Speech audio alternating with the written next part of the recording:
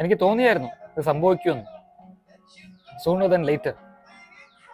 കാരണം മമ്മൂട്ടി ഉയരങ്ങൾ കീഴടക്കിക്കൊണ്ടേയിരിക്കുകയായിരുന്നു. മമ്മൂട്ടി കമ്പനിയും ഉയരങ്ങളിൽ നിന്ന് ഉയരങ്ങളിലേക്ക് പൊയ്ക്കൊണ്ടിരിക്കുകയായിരുന്നു. അത് സംഭവിച്ചു. ടർബോ, വൈശാഖിൻ്റെ ടർബോ, മമ്മൂട്ടിയുടെ turbo Jose. Hi, this is DTH. ഒരു സാധാരണ സിനിമാ പ്രേമിയുടെ ഫിലിം റിവ്യൂയിലേക്ക് വീണ്ടും സ്വാഗതം. അതെ, നമ്മൾ പേടിച്ചതിന് സംഭവിച്ചു. ഇതൊരു പൊട്ടപ്പടമെന്ന് തന്നെ പറയേണ്ടി വരും.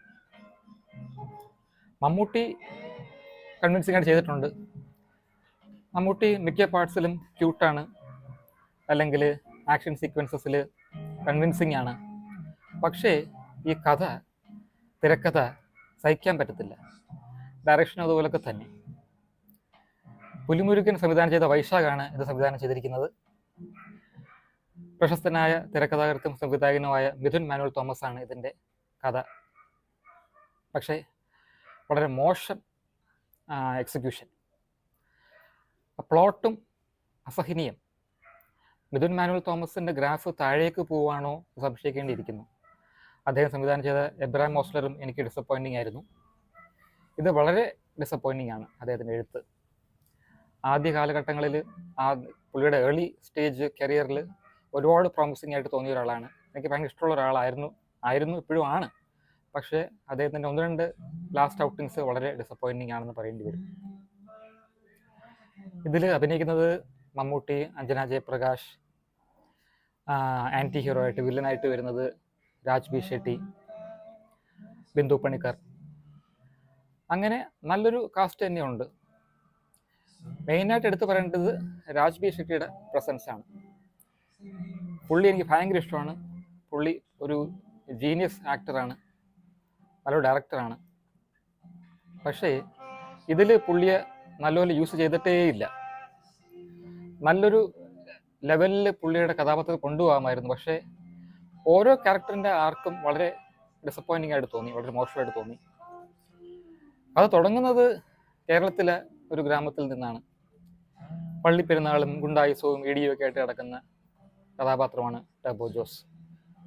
പിന്നീട് അയാൾ ചെന്നൈയിലെത്തുകയും ഒരു സാഹചര്യത്തിൽ ചെന്നൈയിലെത്തേണ്ടി വരികയും തുടർന്നുണ്ടാകുന്ന കോംപ്ലക്സിറ്റീസും സംഘടനകളുമാണ്.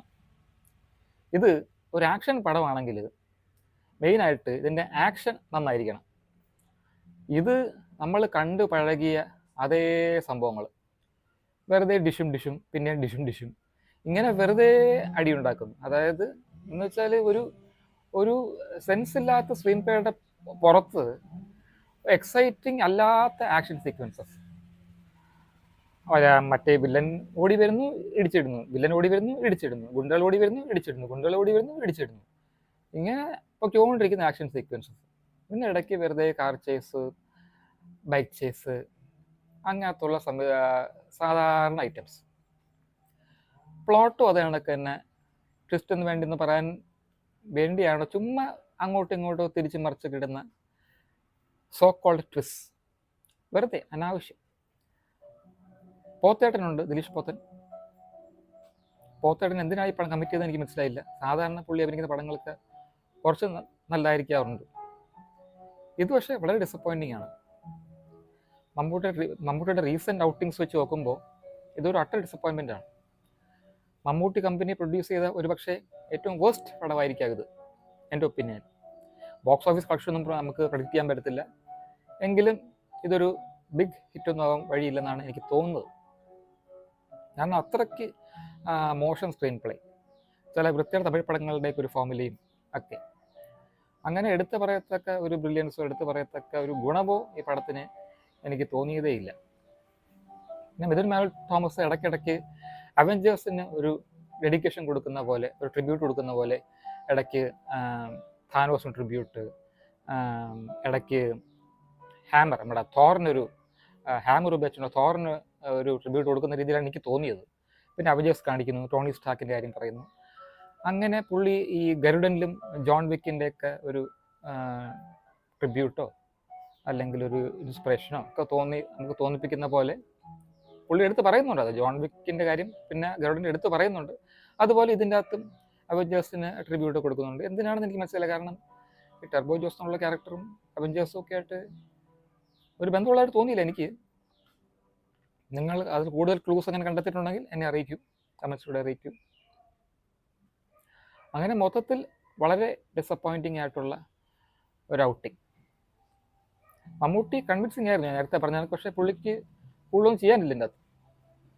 ബിന്ദു പണിക്കർ ആവശ്യത്തിന് ഒരു കോമിക് റോള് പോലെ അല്ലെങ്കിൽ ഇടയ്ക്കിടയ്ക്ക് കോമഡി സീൻസ് ഒക്കെ പോലൊക്കെ കാണിക്കുന്നുണ്ട്. പക്ഷെ അതൊന്നും കണക്റ്റ് ആയില്ല, വർക്കൗട്ടായി എനിക്ക് തോന്നിയില്ല. അങ്ങനെ മൊത്തത്തിലൊരു വളരെ ഡിസാസ്ട്രസ് മൂവി ആയിട്ട് തോന്നി. So I am going with 1 out of 5 for this Mammootty Company movie. Thanks for watching. Bye.